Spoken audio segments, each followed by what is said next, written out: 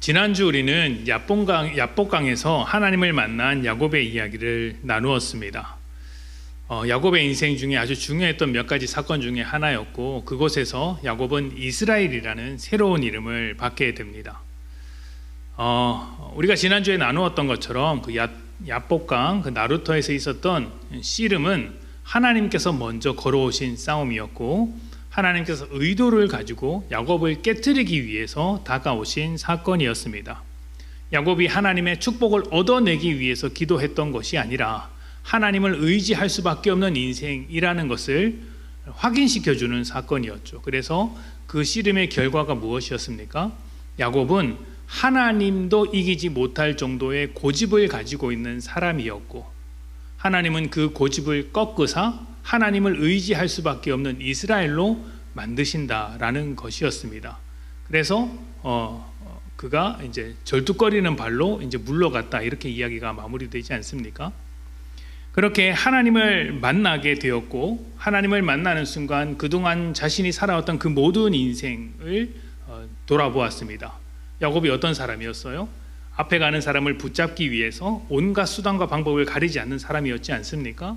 그런데 야복강 나루토에 서 있는 야곱은 아무것도 손에 잡지 못하고 혼자 남아있는 사람이었고, 그 순간 하나님께서 찾아오셔서 그의 인생의 결과가 무엇이었는지를 보게 하셨던 것입니다. 그래서 이제 하나님으로 인해 새로운 정체성, 무엇인가를 붙잡기 위해서 살아가는 존재가 아니라 붙잡혀 살아가기 위한 존재, 하나님께 붙잡혀 살아가는 이스라엘이라는 새로운 정체성을 가진 것이 야복강의 이야기였다라는 것을 설명드렸습니다. 자, 그러면 이제 이 다음부터가 중요한 것입니다. 보통 여기까지 이야기를 들으면 이 다음부터는 뭔가 좀 달라지겠거니 하는 기대감이 생깁니다.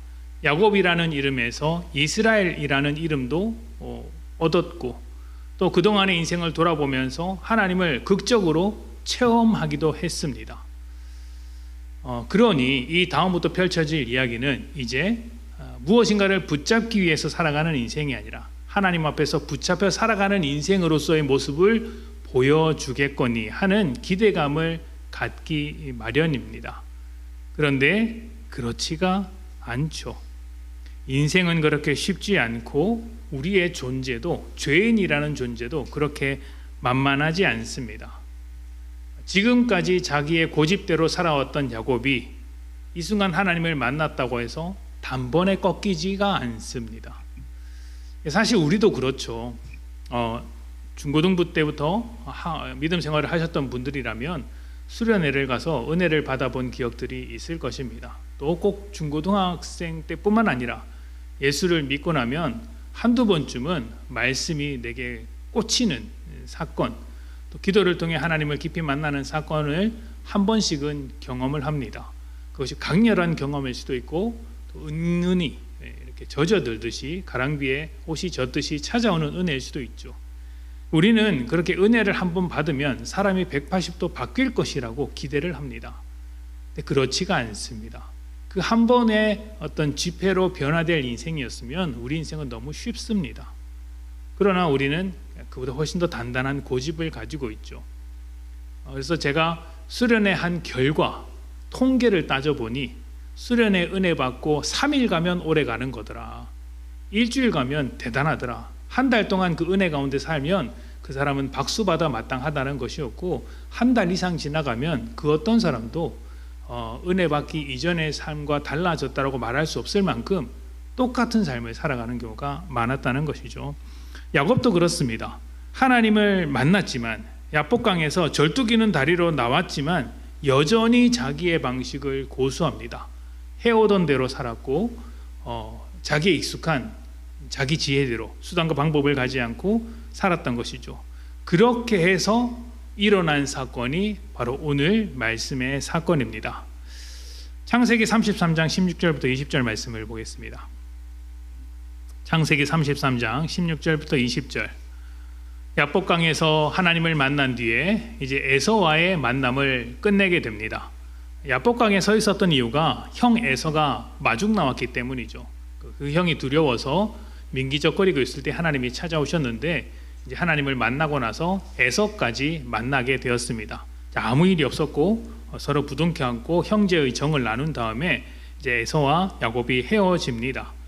그리고 16절부터 이렇게 이야기를 하죠. 이날에 에서는 세일로 돌아가고 야곱은 숫곳에 이르러 자기를 위하여 집을 짓고 그의 가축을 위하여 우릿간을 지었으므로 그 땅 이름을 숫곳이라 부르더라. 야곱이 빗단 아람에서부터 평안히 가나안 땅 세겜 성읍에 이르러 그 성읍 앞에 장막을 치고 그가 장막을 친 밭을 세겜의 아버지 하몰의 아들들의 손에서 베크시터에 샀으며 거기에 제단을 쌓고 그 이름을 엘 엘로이 이스라엘이라 불렀더라. 아멘. 야곱은 에서와 함께 가지 않았습니다. 그리고 가나안 땅에 남고 세겜이라는 지역으로 가서 땅을 샀습니다. 여러분, 땅을 샀다는 것은 그곳에 정착하겠다는 의미죠. 땅을 사서 집을 짓고 이제 밭을 일구기 시작합니다. 야곱이 그곳을 선택한 이유가 있습니다. 일단 그곳은 교통의 요지입니다. 많은 사람들이 지나가야만 했던 아주 중요한 이제 골짜기였습니다. 게다가 많은 사람들이 다니다 보니 군사적으로는 굉장히 중요한 전략적 요충지였고 또 경제적으로도 많은 사람들이 오고 가는 무역의 중심지라고 할 수 있습니다. 그러니까 이미 정착된 도시였고 살기에, 특별히 풍족한 삶을 살기에 너무나도 좋은 도시였다는 것이죠. 살기에 좋은 곳에 정착하는 것을 누가 뭐라고 할 수 있겠습니까? 그런데 우리는 이것을 기억해야 합니다. 우리가 좋다고 생각하는 것이 항상 하나님의 뜻이 아닐 수 있습니다. 항상 하나님의 뜻은 좋은 것에 있지만은 않습니다. 우리에게 좋은 것을 주시는 분이 하나님이시지만 때로는 우리 눈에 좋지 않게 보이는 것도 주실 수 있다는 것이죠. 하나님께서 야곱에게 요구하신 것, 약속하신 것은 세겜에 머무는 것이 아니었습니다. 하나님께서 처음 야곱과 만나셨던 곳, 하나님께서 약속을 주셨던 곳, 그리고 야곱이 약속했던 곳, 바로 베델로 돌아가는 것이었습니다. 그런데 지금 야곱은 어디에 있습니까? 세겜에 머물러 있는 거예요. 베델이라는 곳은 단순히 지역을 말하는 것이 아닙니다. 그곳에 돌아가야지 하나님께서 야곱에게 하셨던 그 약속, 야곱이 하나님께 했던 그 약속, 하나님께서 나를 이곳으로 돌아오게 하신다면 하나님이 나의 하나님이 됩니다라는 그 약속이 완성되는 자리가 바로 베델이었던 것입니다. 그런데 야곱은 지금 어디에 머물고 있어요? 세겜이라는 곳에 머물고 있다는 것입니다. 베델로 가지 않고 세겜에, 살기 좋은 세겜에 정착하고 있습니다. 세겜에 정착하고 있다는 것은 야곱이 아직 하나님의 약속을 중심에 두고 있지 않다는 이야기입니다. 그리고 세상 속에서 적당히 타협하고 있습니다. 하나님을 의지하고 있기는 한 것 같습니다. 하나님의 이름을 부르기도 하고 하나님의 인도하심과 도우심을 받았기 때문에 하나님의 백성, 하나님께서 약속하신 가정이라고 말할 수는 있겠죠. 그러나 그 중심에 하나님이 없어서 베델로 돌아가지 않고 살기 좋은 세겜에 정착해서 그냥 그렇게 어정쩡히 타협하면서 살고 있었던 것입니다. 그리고 그 타협했던 자리가 가정 안에 비극이 시작되는 자리가 되었던 것이죠. 자, 우리 34장 1절부터 4절 말씀을 봅시다. 우리 같이 읽어볼까요? 1절부터 4절. 자, 시작. 레아가 야곱에게 낳은 딸 디나가 그 땅의 딸들을 보러 나갔더니 히위 족속 중 하몰의 아들 그 땅의 추장 세겜이 그를 보고 끌어들여 강간하고 욕되게 하고 그 마음이 깊이 야곱의 딸 디나에게 연연하며 그 소녀를 사랑하여 그의 마음을 말로 위로하고 그의 아버지 하몰에게 청하여 이르되 이 소녀를 내 아내로 얻게 하여 주소서 하였더라. 아멘. 야곱의 딸 디나가 땅의 딸들을 보러 나갔다고 이야기를 합니다. 땅의 딸들이라는 것은 우상을 섬기는 민족의 여인들이라는 것이죠. 그러니까 보러 갔다는 것은 교제하러 갔다는 것입니다. 그곳에서 추장 세겜에게 능욕을 당합니다. 세겜은 능욕을 한 뒤에 디나를 위로하기도 하고 결혼하겠다고 약속을 하고 또 그 가족들을 찾아와서 야곱과 오빠에게 이런 제안을 하기도 합니다. 이 소식을 들은 디나의 오빠들, 야곱의 아들들이 가만히 있지 않습니다. 특히 같은 어머니의 뱃속에서 나왔던 레위와 시므온이 아주 적극적으로 반응합니다.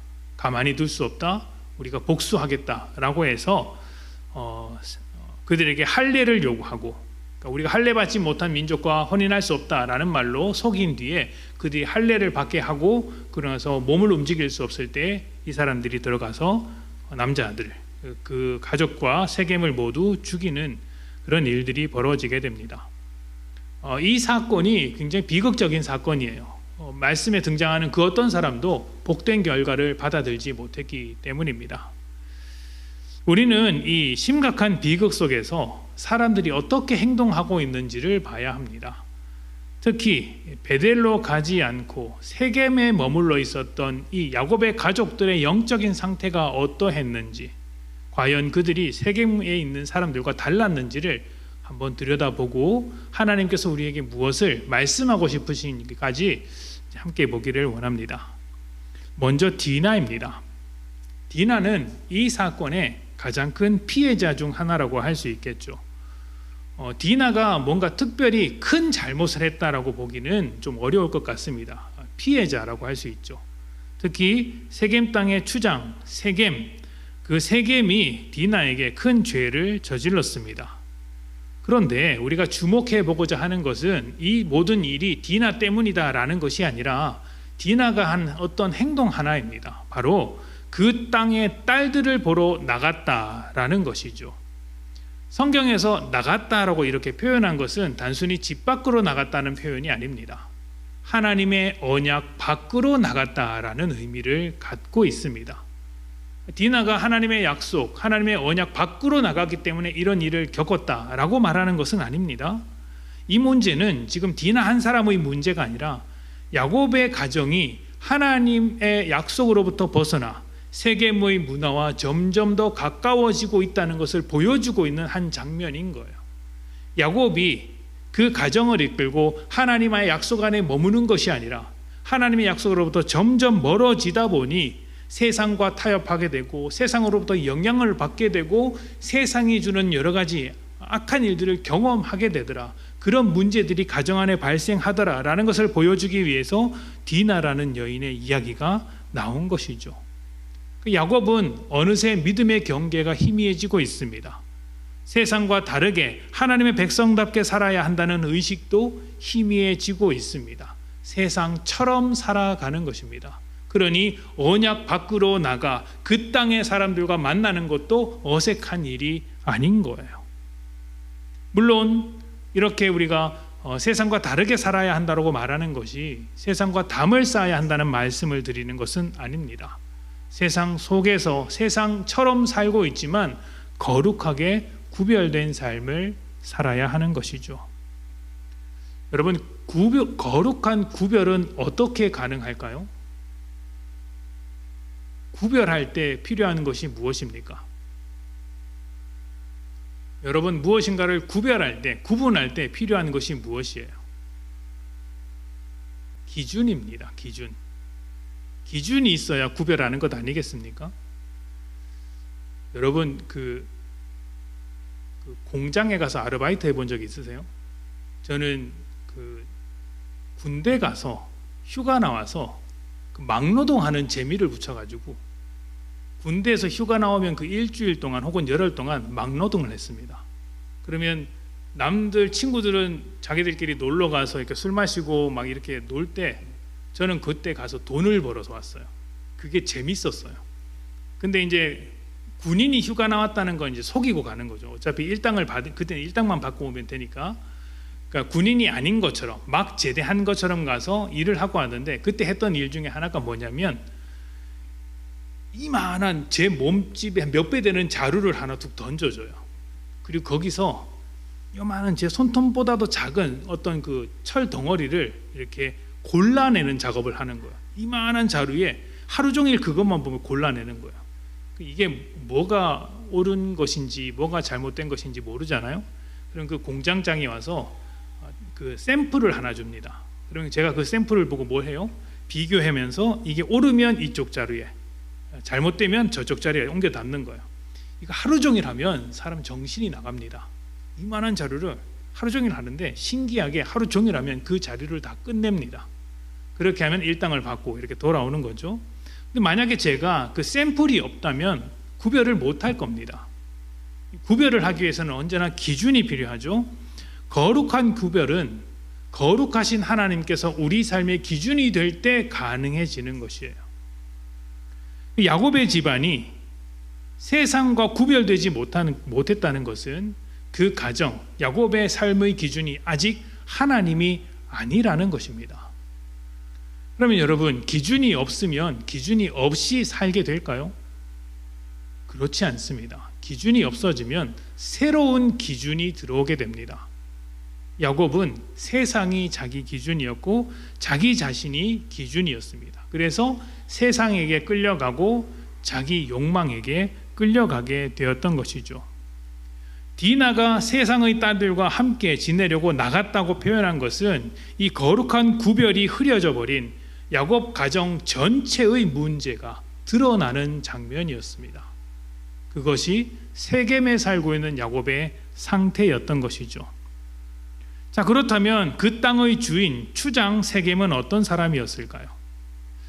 디나가 세겜과 다를 바 없는 야곱의 영적 상태를 보여주는 것이었다면 그런 영적 상태가 어떠한 상태인지를 보여주는 것이 바로 세겜입니다.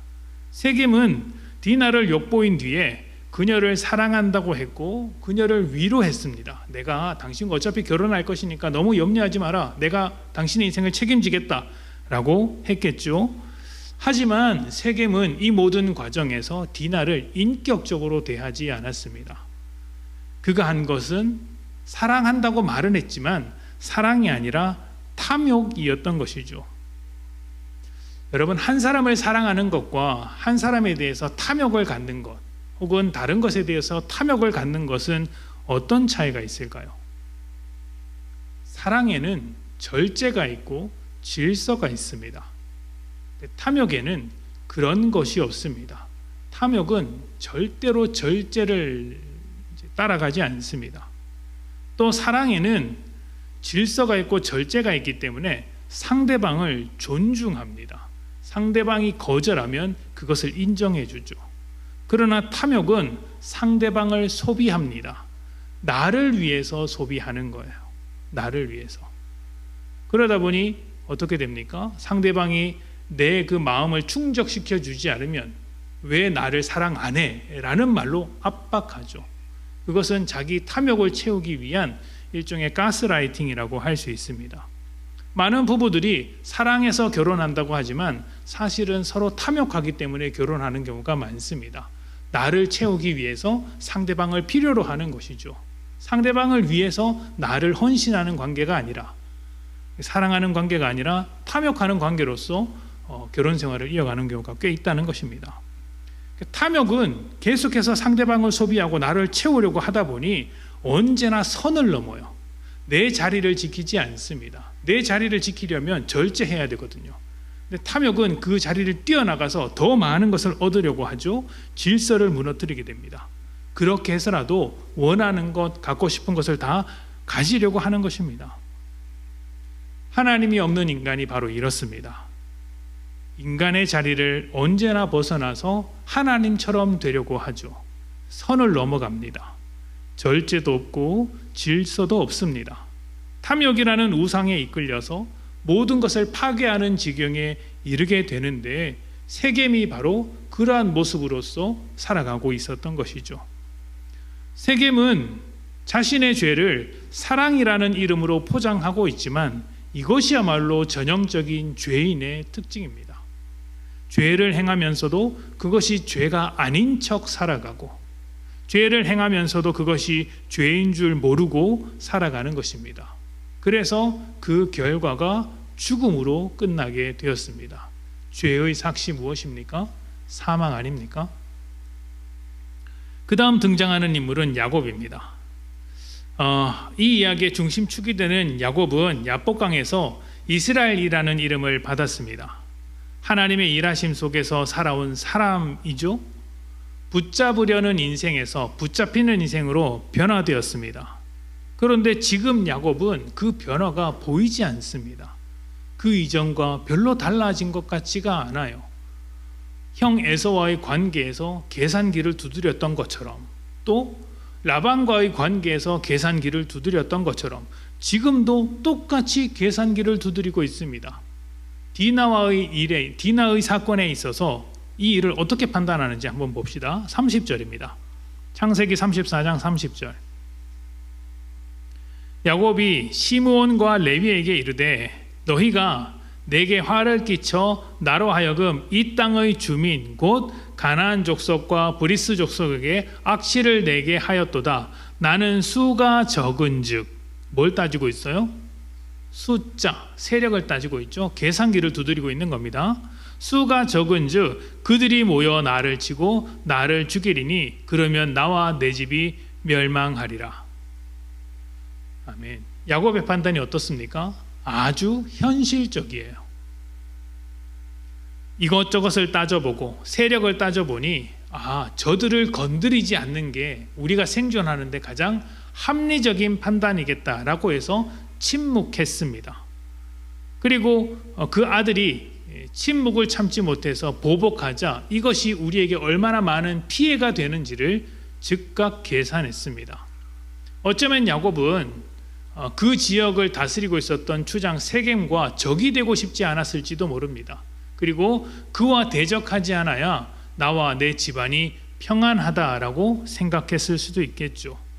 내 가족을 위한다, 안전을 도모한다, 살기 위해서 그랬다라는 아주 적절한 명분이 있어서 현실적인 선택을 하고 있는 것이 야곱이었습니다. 그런데 말씀드렸던 것처럼 이 침묵이 문제를 더 썩어가게 만들었습니다. 골마 터지게 만들었던 것이죠. 판단하지 않고 침묵했던 야곱을 대신해서 그 아들 레위와 시므온이 움직인 것입니다. 문제는 그들이 야곱의 아들들이었다는 것이죠. 지금 야곱은 하나님께 묻지를 않았습니다. 그리고 자기가 생각하기에 따라 현실적이고 합리적인 판단을 내렸죠. 그런 것처럼 아들들도 하나님께 묻지 않고 자기가 생각하기에 적당한 명분을 따라 어떻게 내 딸을, 내 누이를 이런 취급받게 하느냐라는 명분을 가지고 그들의 분노에 따라 움직였던 것입니다. 야곱의 침묵은 매우 현실적인 판단이었을지는 모르겠지만 하나님의 뜻을 묻지 않는 오만한 판단이었습니다.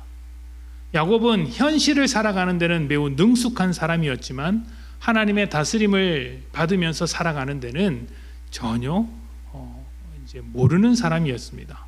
그래서 그 아들들에게도 하나님의 뜻을 따라 살아가는 법을 가르치지 못했고 하나님 안에서 분노를 어떻게 다스려야 하는지도 가르쳐주지 않았습니다. 그저 상황을 보고 손익을 따져가면서 적당한 명분을 찾아 선택하기를 바랬고 그러한 모습을 본 아들들도 자신들의 명분을 따라 일을 더 크게 만들었던 것이죠.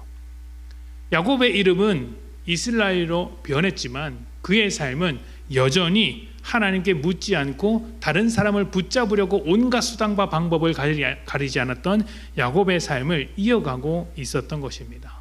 이름과 다르게 세상과 같은 삶을 살고 있었던 것이죠.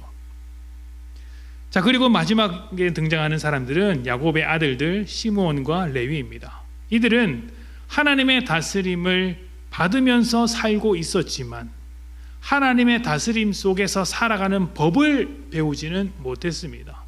여전히 그들의 삶을 하나님께서 인도하고 계셨지만 그들이 하나님의 다스림을 인정하면서 받아들이면서 선택해 가면서 사는 법을 배우지 못했다는 것이죠. 그래서 하나님의 약속 안에 있으면서도 어떻게 살아요? 자기 뜻대로 살아요.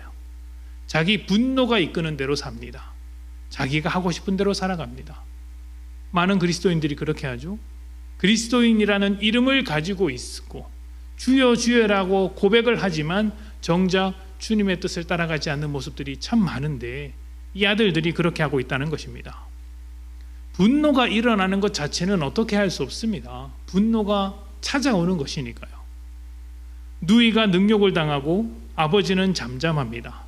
가해자였던 세겜은 적당히 문제를 타협하고 넘어가려고 합니다. 어쩌면 이 아들들의 분노는 정당할지도 모릅니다. 어떻게 큰 죄를 모른 척할 수가 있는가? 그런데 그들은 그 분노를 정당하게 풀어내지는 못했습니다. 어떻게 풀어냈습니까? 하나님과 상관없이 죄로서 그 문제를 풀어내기 시작한 것입니다.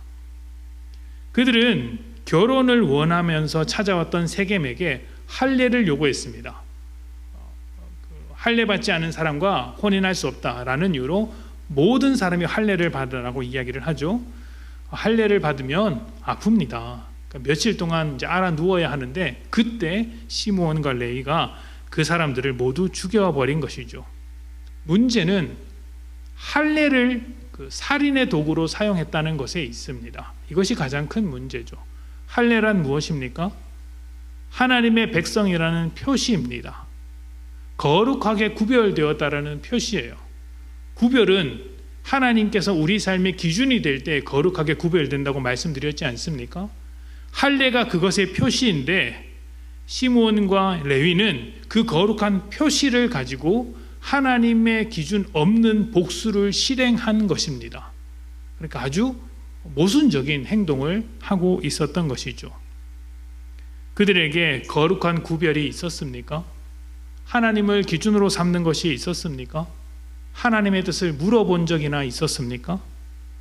세겜이 탐욕으로 가득했다면, 세겜이 탐욕으로 범죄했다면 야곱의 아들들은 분노로 범죄하고 있었던 것입니다. 둘 다 하나님 없기는 마찬가지죠. 야곱의 아들들은 정의로 시작했지만 하나님을 무시함으로써 결국 자기 중심적인 복수, 죄의 복수로 끝날 수밖에 없었습니다. 여러분, 이 이야기에 등장하는 모든 사람의 공통점이 하나 있습니다. 무엇인지 아십니까? 디나, 세겜, 야곱, 그리고 야곱의 아들들, 이 모든 사람들이 공통으로 가지고 있는 특징이 하나 있습니다. 무엇인지 아십니까? 하나님께 묻는 사람이 단 한 명도 없다는 것이죠. 이 긴 이야기 속에서 34장 전체를 통해서 하나님이 등장하지 않습니다. 하나님께 묻지도 않고 하나님의 뜻이 무엇인지 분별하려고 하는 사람도 없습니다. 각자의 명분과 각자의 요구를 가지고 각자의 마음대로 살아갈 뿐이죠. 각자 자기 기준을 따라 살고 있습니다. 하나님의 자녀로 살고 있는 야곱도 그렇고 하나님의 자녀와 상관없이 살아가는 세겜도 그렇게 살고 있습니다. 디나는 하나님을 따르지 않는 대신 세상을 따라갔습니다. 세겜은 욕망을 따라갔죠. 야곱은 생존과 자기 명분을 따라갔습니다. 두 아들들, 야곱의 아들들은 분노를 따라갔습니다. 그 어떤 사람도 하나님을 따라간 사람은 없었던 것입니다. 이들은 왜 하나님을 따르지 않았을까요? 왜 하나님을 따르지 않는 선택을 했을까요? 이유는 간단합니다. 하나님 없이 적당히 살아갈 수 있는 세겜에 머물러 있기 때문입니다. 세겜에 있는 것이 문제인 것이 아니라 세겜에 머물러 있도록 만든 그들의 영적인 상태가 문제라는 것입니다. 하나님 없이 적당히 타협하면서 살아가는 삶이라는 것이죠. 그래서 이 사건이 끝나자, 이 사건이 마무리되자 하나님께서 야곱에게 나타나십니다. 그리고 첫 마디가 이것이에요. 창세기 35장 1절입니다. 34장의 그 비극적인 사건이 모두 마무리되고 나서 하나님께서 야곱에게 나타나서 하신 첫 마디가 이것입니다. 35장 1절, 하나님이 야곱에게 이르되 일어나 베델로 올라가서 거기 거주하며 내가 내 형 에서의 낯을 피하여 도망하던 때에 내게 나타났던 하나님께 거기서 제단을 쌓으라 하신지라. 아멘. 제단을 쌓지 않았던 것이 문제일까요? 야곱이 세겜에 머물 때 제단을 쌓았습니다. 그러면서 고백했지 않습니까? 엘 엘로이 이스라엘. 제단을 쌓았습니다. 하나님께서 이 제단이 중요한 것이 아니라고 말씀하셨어요. 어디가 중요하다는 거예요? 베델로 가는 게 중요하다고 이야기하십니다. 왜 그렇죠? 베델에서 약속을 했기 때문이에요. 베델로 가야 야곱이 비로소 하나님의 약속의 완성을 바라보고 자신을 하나님께 드리기 때문입니다. 그래서 하나님께서 베델에게 가장 먼저 하신 말씀, 세겜에 머물러서 적당히 타협하고 있는 야곱에게 나타나서 하셨던 가장 첫 마디가 일어나 베델로 가라는 것 아닙니까? 그리고 거기 가서 거주하라. 지금 여기 세겜에서 땅을 사서 거주하는 것이 아니라 베델로 가서 거주하라고 말씀하는 것입니다. 네가 있을 곳은 세겜 여기가 아니다. 나를 인정하기로 약속했던 베델로 가라. 그곳에서 나의 하나님이라고 고백을 해라. 그곳에서 너의 삶을 나에게 달라. 이렇게 말씀하고 계시는 것이죠. 하나님을 인정하면서 살아가는 것은, 하나님의 다스림 속에서 살아가는 것은 말로 끝나는 것이 아닙니다. 하나님을 나의 하나님으로 인정하고 내 판단과 기준도 다 내어드리는 삶이죠. 또 분노가 나를 덮을 때에도 그 분노에 휘둘리지 않고 하나님께 맡기는 것입니다. 그 원수를 누가 갚아요? 내가 갚는 게 아닙니다. 하나님께 맡기는 거예요. 그래서 우리는 원수를 갚는 사람이 아니라 하나님의 뜻대로 원수를 사랑하는 사람이 되어야 하는 것이죠. 원수의 잘못을 무시해라가 아닙니다. 원수의 잘못과 죄는 분명히 존재하고 그것을 심판하시는 분은 하나님이시다. 우리는 심판자가 아니다 라는 것입니다. 우리가 심판하면 어떻게 되겠어요? 똑같이 잘못합니다. 초등학생들 싸우는 거 보셨어요? 한 대 때리면 몇 대 때립니까? 2대 때리죠. 유치하지만 이 진리입니다. 사람은 한 대 맞으면 2대로 갚아줘야 돼요. 왜 그런지 아십니까? 기분이 나쁘거든요. 그럼 2대 맞은 사람은 억울합니까? 정당하다고 느끼겠습니까? 한 대 때렸으면 한 대 때리지 왜 2대 때리냐라고 하면서 자기는 몇 대 때려요? 3대 때립니다. 싸움은 그렇게 나는 것이죠. 이게 인간의 기본 성정이에요. 성정. 하나님께서 인간의 그런 죄성과 성정을 아시기 때문에 원수를 사람에게 맡기지 않아요. 하나님께서 원수를 갚으십니다. 대신 우리에게는 무엇을 요구하세요? 원수를 사랑하는 수준까지 올라가라 라고 하는 겁니다. 그러니까 그런 분노가 나를 채울 때에도 하나님께 맡기는 것, 내 욕망과 내 두려움도 다 내어드리고 내 삶 전체의 주권도 하나님께 내어드리는 것, 그것이 하나님의 다스림 속에서 살아가는 것입니다. 여러분 이렇게 살면요 절대로 살면서 계산기를 두드리지 않습니다. 계산기를 두드리면서 이것이 나에게 유익한가 불리한가를 따지지 않고 하나님의 뜻이 여기에 있는가 아닌가를 먼저 따집니다. 하나님의 뜻이 거기 있으면 그곳이 불리한 자리라 할지라도 가는 겁니다. 가서 그 일을 감당하는 것이죠. 많은 그리스도인들이, 목회자를 포함해서 많은 그리스도인들이 계산기를 두드립니다. 아골골짝 빈들에도 내가 주님 이름 붙들고 가겠습니다 라고 말하지만 다 가기 전에는 계산기를 두드리죠. 내가 감당할 수 있는가? 없으면 안 가야지. 대부분 감당할 수 없는 곳입니다. 계산기를 두드리는 것이죠. 마태복음 7장 21절은 이렇게 이야기를 합니다. 우리가 앞서도 이야기했던 말씀인데요. 예수님께서 이렇게 말씀하십니다. 나더러 주여 주여 하는 자마다 다 천국에 들어갈 것이 아니요 다만 하늘에 계신 내 아버지의 뜻대로 행하는 자라야 들어가리라. 아멘. 주님이라고 부르는 것과 주님의 뜻대로 살아가는 것, 주의 뜻대로 행하면서 사는 것은 엄연히 다른 것이죠. 혹시 여러분은 세겜이라는 애매한 자리에서 세상과 타협하고 있지는 않습니까? 하나님의 이름을 부르고 있지만 삶의 기준은 여전히 나 자신이거나 세상에게 두면서 계산기를 두드리고 있는 인생을 살고 있는 것은 아닙니까? 하나님은 여러분을 절대로 세겜에 남겨두지 않으실 것입니다. 우리를 베델로 인도하실 것입니다. 하나님께서 베델로 인도해 가실 때 하나님께서 우리 삶의 중심이 되실 자리 그 베델로 올라가시기를 축복합니다. 여러분, 베델의 뜻이 무엇이죠? 하나님의 속상한데 베델이 무엇입니까? 맞습니다. 하나님의 집. 감사합니다. 역시 여러분의 수준이 대단합니다. 자, 하나님의 집입니다. 베델이 하나님의 집. 이곳이 하나님의 집이라고 선언한 야곱의 고백. 우리가 베델로 올라가면 그곳이 하나님이 거하시는 집이 됩니다.